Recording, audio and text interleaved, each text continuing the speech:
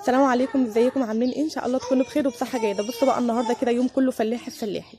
كنت عند بيت ماما وقمت الصبح كده لقيتها ما شاء الله قايمه من الفجر بتعجن، وقمت لقيتها عجنه والعجين كمان مختمر.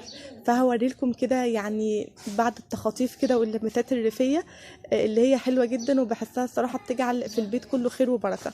هقرص لكم كده رغيف وايه. طبعا بعد ما العجين ما بيختمر بنبدا مرحله ان احنا نقرص العجين وعلى الرده. هقرص لكم كده رغيف. طبعا انا بقرص الرغيف وببدا احط عليه كده مسحه من الزيت.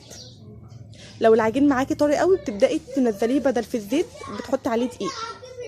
يا رب كده بقى ان شاء الله الفيديو يعجبكم النهارده وتعيشوا معانا الاجواء الريفيه دي.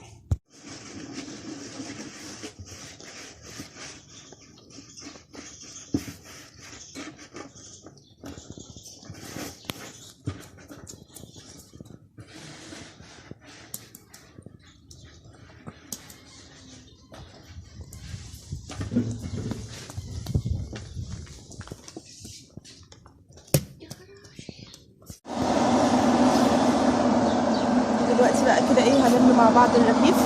بسم الله. الله جميل ما شاء الله. استنى بقى كده لحد طبعا نقفل الفرن لحد ما يستوي.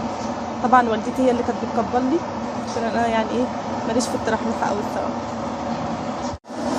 ببدا بقى كده في ايه ادور فيه كده لحد ما ياخد اللون اللي احنا بنحبه اللي هو اللون المصفر الذهبي ده.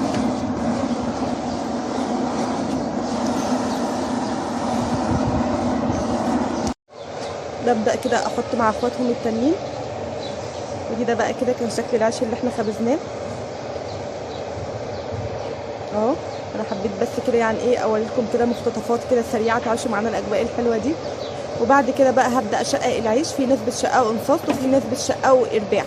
طبعا في ناس بتشيله طري في الفريزر وفي ناس بتحب تلدن منه. احنا مش هنلدن منه، احنا هنشيله طري. نلدن منه يعني ايه؟ نعمل عيش ناشف كده مقرمش. لو عملتي بقى فته، لو سقتيه في شوربه، لو سقتيه في لبن كده يعني بيبقى شغال في الحاجات دي حلوه قوي. وكده خلاص بقى الحمد لله وصلنا لنهايه الفيديو. قطعنا بقى كده العيش ربيع زي ما انتم شايفينه كده. هنبدا بقى نعبيه في الشنط ونشيله في الفريزر. انا عارفه ان الفيديو ما كانش فيه تفاصيل قوي، هو كانت اجواء اكتر منها تفاصيل. انا بس كده حاولت يعني ايه اخد كده كذا مقتطف كده او كذا مقطع عايشكم بس معايا الجو دي ده. لكن طبعا هو بيبقى تفاصيله الصراحه كتيره جدا وبيبقى يعني يوم صعب، فبيبقى صعب عليا ان انا اصور اليوم كله من اوله لاخره.